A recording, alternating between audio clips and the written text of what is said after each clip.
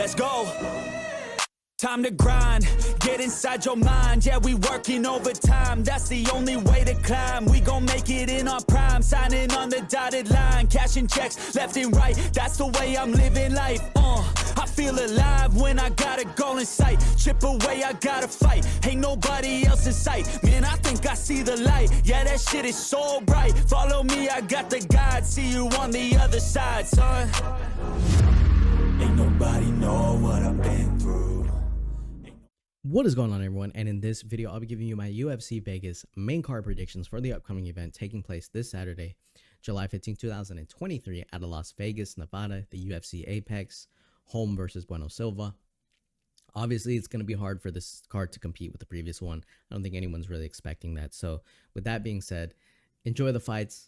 The last one was just an absolute banger. So enjoy the fights and we'll go ahead and jump right into it. In the first fight on the main card, we have Nazim Sadykhov, 8-1, taking on Terrance McKinney, 13-5. Sadykhov, what he needs to do here to win is just be aggressive, right? Push forward. Just try to get into those brawls, the big looping shots, get McKinney against the fence, get him to just start trading with you. And then honestly, I think just the aggression and he's going to stay on that, right? Sadykhov isn't going to really slow down. He's going to keep pressing forward. If you can get McKinney to back up against the fence, I think it's just a matter of time before he lands something on him and then puts him away. I don't think Terrance McKinney does well with that kind of pressure. He doesn't have that striking. Now, granted, he can obviously land his own knockout, his own counter, but McKinney's not mixing in combinations. He kind of starts folding a little bit. If you're able to keep defending those takedowns, especially early on, McKinney might shoot in. But if Sadykhov can defend that takedown early on and then press forward and just kind of start to weigh on McKinney just with that aggression, I think McKinney folds. And I think McKinney might play this fight a little bit safe just because obviously he doesn't want to get knocked out again. Brutally knocked out in his last fight. And then against Drew Dober, he also was winning that fight and then got taken out. So he might be a little bit patient in this one. I think that would benefit him, but Sadykhov is going to come forward and try to take his head off. And, he has two wins in the third round, one in Dana White Contender Series, KO TKO, and then obviously his last fight against Evan Elder, KO TKO in round number 3. So, yeah, I mean, if Sadykhov is getting taken down, maybe McKinney's going to be able to work to get to those positions so he can get the submission, control him on the floor. But on the feet, yeah, I don't know. I think there's an avenue to beat McKinney, and that's press him against the fence, just get in his face, start to weigh on him with just shot after shot after shot after shot, and then you're going to be able to pull off that victory.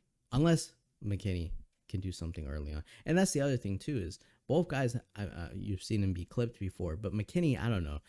I don't know if he's going to be able to recover if he eats a big shot and kind of goes flailing around. But the biggest thing for me is just Sadykhov's ability to keep going forward and get in his face. Like, that's just Sadykhov's not going to just sit back, wait for McKinney to shoot him for a takedown. No, like, he's going to go forward, stay on him, and just try to take his head off. And Terrance McKinney, I think he's a great fighter. It's just, we're going to have to see more improvement on the feet, just mixing in more combinations, and then also, like, he has to set up the takedowns a little bit better. He can't, because you saw Ismail Bonfim, he was able to read that he was ducking a lot of times. He was ducking his head, and then he reads him to get that KO TKO with the flying knee, and he just kills him. So, yeah, McKinney's going to need to do a little bit better as far as setting things up. And I think he can. If he does get that takedown, like I said, and he's able to just dominate him on the floor, then maybe we get to see McKinney come back here. But for me, I think the safe pick's on Nazim Sadykhov. So I'm going to go Nazim Sadykhov to defeat Terrance McKinney. I'll take him to win by KO TKO in round number 1. In the second fight on the main card, we have Norma Dumont, 9-2, taking on Chelsea Chandler, 5-1, in a women's featherweight bout. For Dumont, she's coming into this one with a win over Carol Rosa via unanimous decision.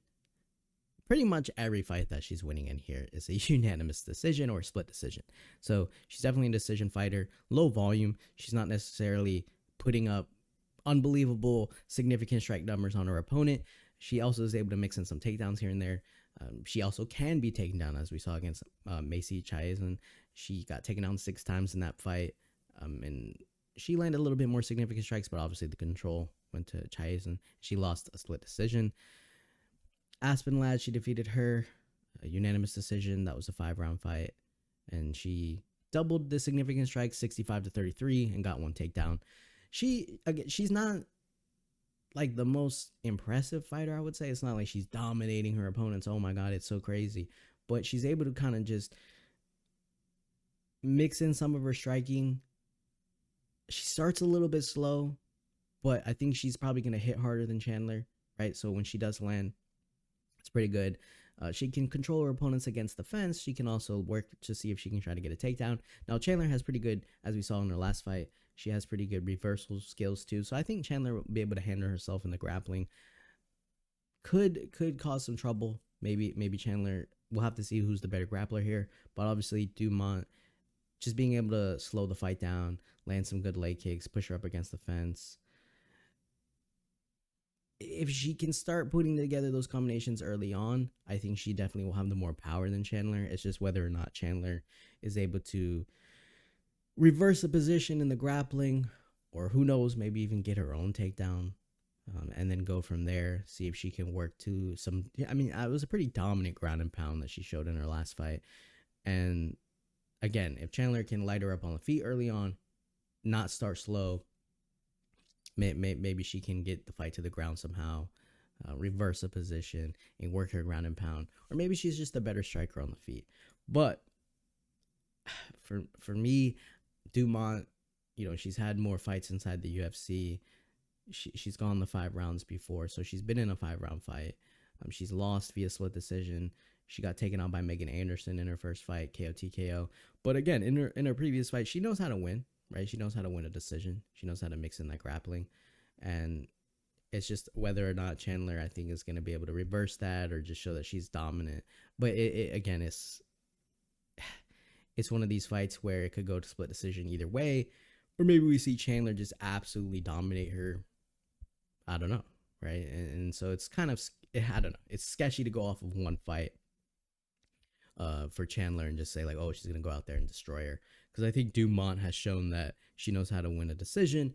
She can come in there, even if she has lower volume, she can hit pretty hard. She's not knocking anyone out, but she can find ways to control and then get the decision victory. So for me, I think the safe pick is on Norma Dumont.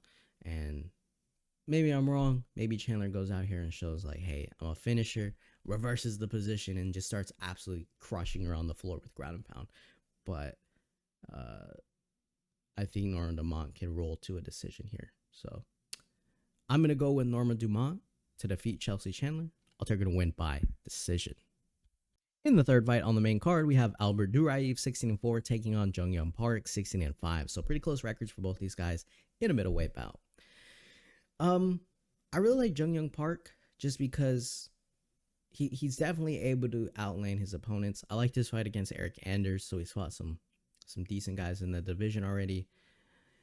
2 wins in his previous fights via submission, so I also think he's a strong grappler. So not only can he put up some volume on his opponents, but he can also grapple with them and try to work in that. And I think he has pretty decent cardio and a pretty decent chin. His shots on the feet are a little sketch. I think sometimes he leaves himself open, but he kind of relies on his chin.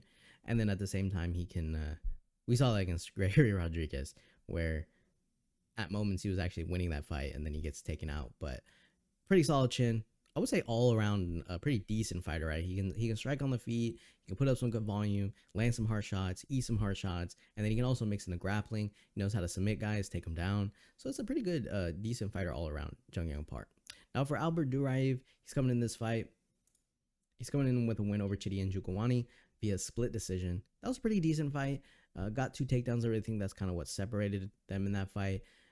Was able to deal with Njokuani's striking. Njokuani, he basically, I would say, started slowing down, and Duraev was able to kind of land harder shots in there and just, again, mixing the grappling. Before that, he got taken out by Joaquin Buckley. That was a nasty KO right there. Roman Kopylov in the first fight inside the UFC, technically. He won via unanimous decision. Albert Duraev, big power, obviously. Not a, Park, even with a solid chin, is not going to be able to just keep eating shot after shot against Duraev. Now, it's interesting to see who will have the better grappling, who will be able to compete with that. Duraev also can land his own takedowns, obviously. So we'll see who's the better grappler here. I feel like Park might have the better takedown defense. And so maybe they don't actually try to grapple each other unless obviously they hurt each other. But at the same time, you have to be careful with Park's submission skills. So I think defensively, if Duraev tries to take down Park will be able to maybe handle it and kind of work for some defensive submissions to where it's not like he's just consistently getting taken down.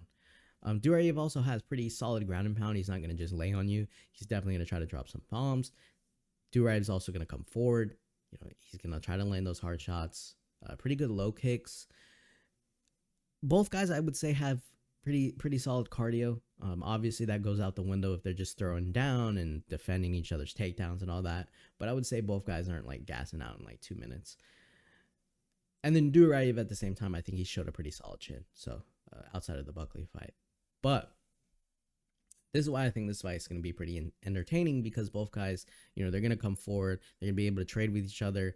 Their grappling, their wrestling might be able to match each other. So they might not actually get the fight to the ground unless they hurt each other. And then that leaves you with a stand-up fight. And then it's just a matter of who's landing the harder shots, who's landing the more shots. And for me, Park, I feel like as far as volume's concerned, I feel like he can definitely put up some big numbers here. Not that he's going to be, landing 200 significant strikes, but he's going to be throwing stuff out there consistently. Whereas Duraev might be trying to land the harder shots, but it might not match the volume. And in a fight where is a pretty good back and forth, whoever's landing, regardless of hard or not. And again, it depends on the judges. Like, it all depends on the judges. So Jung Park might not be landing the most significant shots, but he might be able to keep making it look like he's out voluming, and then he ends up putting up more numbers than Duraev. And in a close fight, that might win him the fight. So, and at the same time, who knows with the grappling? I'm assuming that both guys grappling might cancel each other out, so they're not really going to be able to do that. But at the same time, Park might be able to pull off a submission. Maybe he's the better grappler. Who knows? Maybe Duraev is the better grappler, right? So on the feet, I can see Park definitely going to work and putting up some numbers, and I just feel like that might win him the fight. So, but I do expect a pretty decent fight. I expect both guys to go at it and maybe knock each other out, or who knows. But yeah, I think it's going to be a pretty decent fight here. So I'm going to go Jung Park to win against Albert Duraev. I'll take him to win by decision. In the fourth fight on the main card, we have Ottman Azaitar, 13-1, taking on Francisco Prado, 11-1, in a lightweight bout. So I think someone's getting finished in this fight. When you look at this one, you have Ottman Azaitar coming off of a loss against Matt Frivola, KO TKO in round number 1. That was a pretty entertaining fight. He has to be... The reason why I think Prado is probably going to win this fight is just because I think Azaitar has definitely big, heavy counter shots. So he can knock somebody out. I'm not saying he can't. But he gets into these wild exchanges where when you look at Prado, especially in his... even in his loss against Malarkey in his last fight, he was able to have solid head movement. He landed on Malarkey a couple times. Like, he was putting together some pretty decent combinations there. He did get taken down 3 times, but on the feet, I just felt like for a guy coming in to fight Malarkey like that, he looked pretty solid. Good head movement, ate some shots. He took him to a decision. So I liked what I saw from Prado, even though he lost that fight. Outside of getting taken down, obviously. But for Azaitar, he had that 2-year layoff. Then he came back, lost to Matt Frivola. Didn't look solid in that fight. He looked like something was off. Looked like that ring rust might have been affecting him. The timing was a little bit off. Again, getting into those exchanges, he just was on the opposite end of them. Prado just looked a lot cleaner in his last fight, and that was in February. So yeah, I think Prado, if he starts fast and has some patience to his game to where he's not just wildly exchanging, I think he can just use his head movement to his advantage and take Azaitar out of this one. Unless Azaitar looks completely different and cleans it up a bit, maybe mixes in takedowns if he needs to get Prado down to the floor, because I think Prado, that could be a weakness there. But on the feet, I mean, I think Prado will find moments to tee off on him, and I think he'll find it early, and that's just a matter of it could also just be Azaitar being a little bit too aggressive. If he comes running out there and tries to finish him too quickly, again, I think Prado could counter him with his head movement. Just use the jab, just use a lot more variety of attacks. And like I said, I like that his first fight inside the UFC against Jamie Mullarkey, even though he lost it, I would say he didn't look like he was absolutely trash, right? So I like that out of him. I think he can stay patient in this one. His striking just looks a lot cleaner than Azaitar, whereas Azaitar looks like he's trying to just brute force, be aggressive, hope he lands, and takes you out. Whereas I think Prado, slow it down, technical, and he'll be able to eat him apart if Azaitar is a little too aggressive. So I'm going to go Francisco Prado to defeat Ottman Azaitar. I'll take him to win by round 1, KO TKO. In the co-main event of the evening, we have Jack Della Maddalena, 14-2, taking on Bassil Hafez in a welterweight bout. And this would be a short notice fight. Jack Della Maddalena was on a roll. He's supposed to be on the UFC 290 card, and I think if he was, obviously that would have got the hype even more because there was a lot of eyes on that one. There's not going to be a lot of eyes on the UFC Apex card, obviously, in comparison to UFC 290. So he's just trying to find a fight, right? He stayed in Las Vegas, and now he's fighting on the UFC Apex card. Definitely a killer, not someone that you want to be fighting on short notice, in my opinion. But Hafez, he's coming in this one. He's trying to get it done. So that's the interesting thing for me, because when you have a guy who hasn't fought in the UFC, short notice, I mean, we saw what happened at UFC 290 against Bo Nickel. Like, it's a tough outing for anyone, regardless. Even if you're ready, not too many people are going to be able to go in there and just even have the fight be competitive, right? It's kind of like you expect Maddalena to just, it doesn't matter whose opponent is, you're just expecting him to go in there and take him out. And I think that's pretty realistic, like foreshadowing. Like I think that's pretty, I think it's a pretty good prediction, right? For most people to expect that, like, yeah, it's not gonna go well for Bassil Hafez. Now for Maddalena, we've seen what he's able to do. He comes in this fight, super aggressive, right? He has to close the distance to land his strikes, but once he starts getting closing off that distance, he has good power, nasty combinations, good low kicks. Even though he stands heavy, right? You could low kick him. He just knows how to, he can check the kicks, and he also has nasty leg kicks of his own. And just when you start getting in close, he starts ripping those combinations to the body, to the head. It's hard to deal with that because he's aggressive as well. He's not like necessarily looking to counter all the time. Like, he'll press the action, go forward, try to take your head off. And it's just overwhelming his opponents. And then on top of that, once he hurts his opponents, like we saw against Randy Brown, he's able to not just rush in like a crazy man.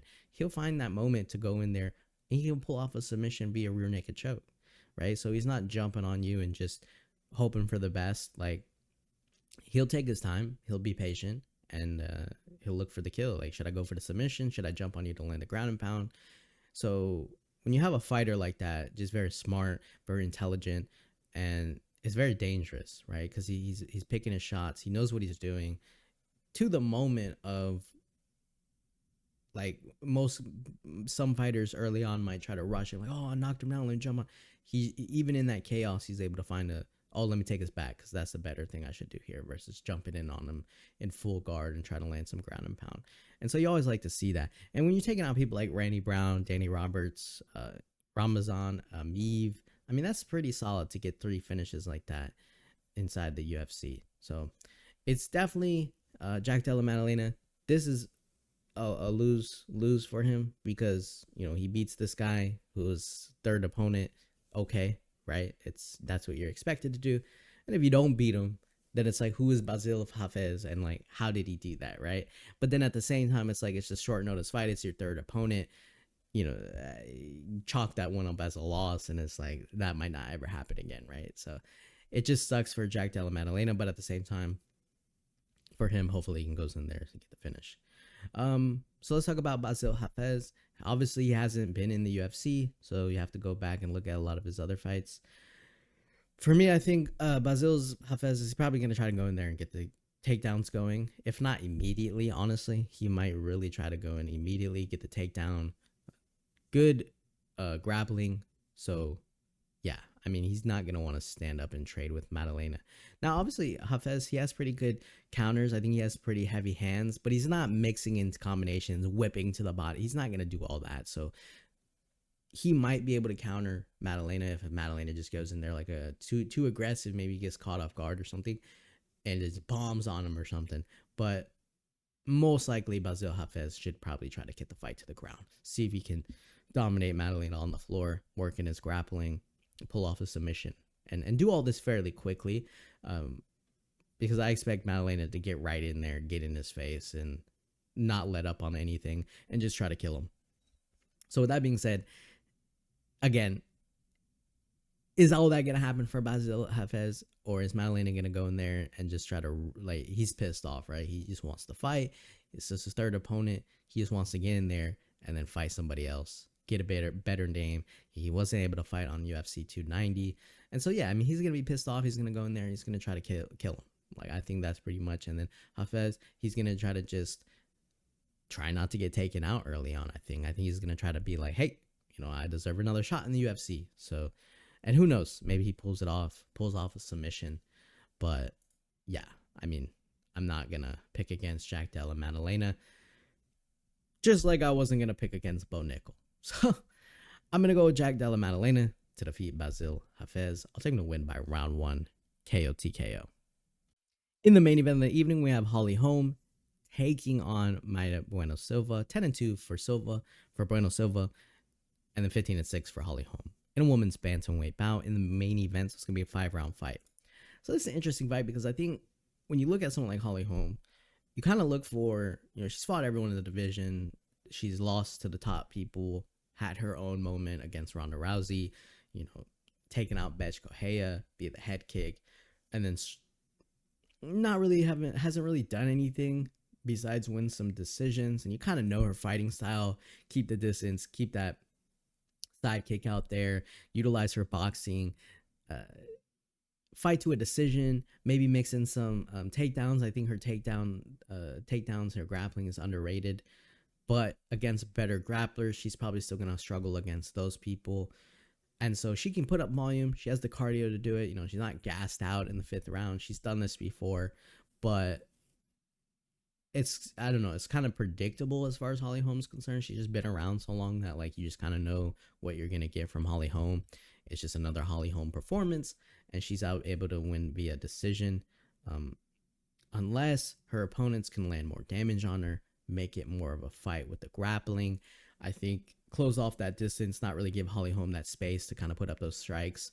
If they can do that, then that's where you see Holm lose. And when you look at Mayra Bueno Silva, some people might be like, who is this? You know, who's coming out of here? She's coming off 3 wins, 2 submission wins, 1 armbar, 1 knee bar, and then a unanimous decision win. I think her grappling is obviously going to be better than Holm's.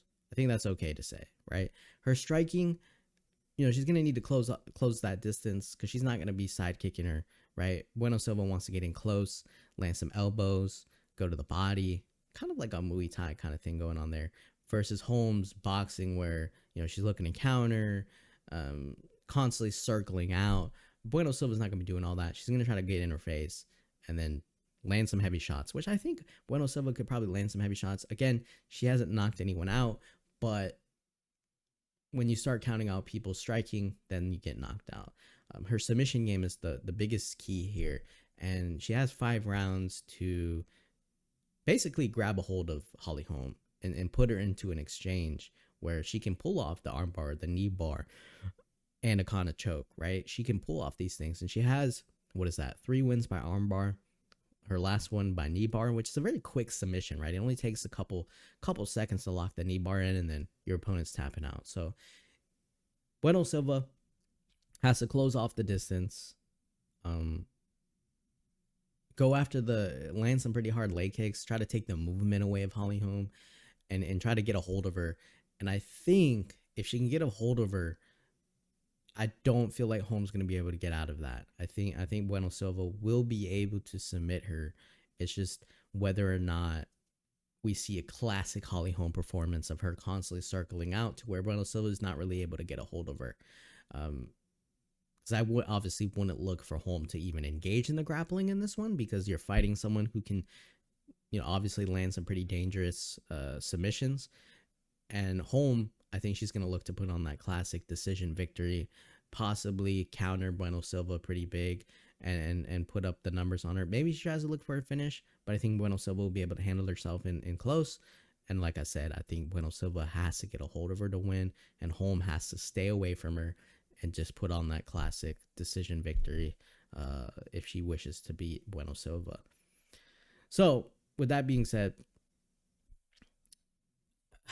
I mean, someone's eventually going to probably run through Holly Holm. I don't know if Bueno Silva is going to be able to do that. Holly Holm's coming off that win over Yana Santos, 4 takedowns.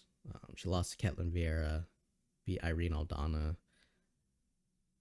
I just don't think she's going to be able to take Bueno Silva down and even want to go there. So I'm actually going to go with Mayra Bueno Silva. I think she's going to find a moment to pull off a submission. And it might be frustrating because Holly Holm's going to make it frustrating to get a hold of her. But I think if whenever it happens, I don't think it's going to be good for Holly Holm. So I'm actually going to go Mayra Bueno Silva to defeat Holly Holm. I'll take her to win by submission in round number 2. So that'll do, guys, for my UFC Vegas 77 main card predictions for the upcoming event taking place this Saturday, July 15th, out of the UFC Apex. Hit the like button, hit the subscribe button. I'll see you guys in the next video.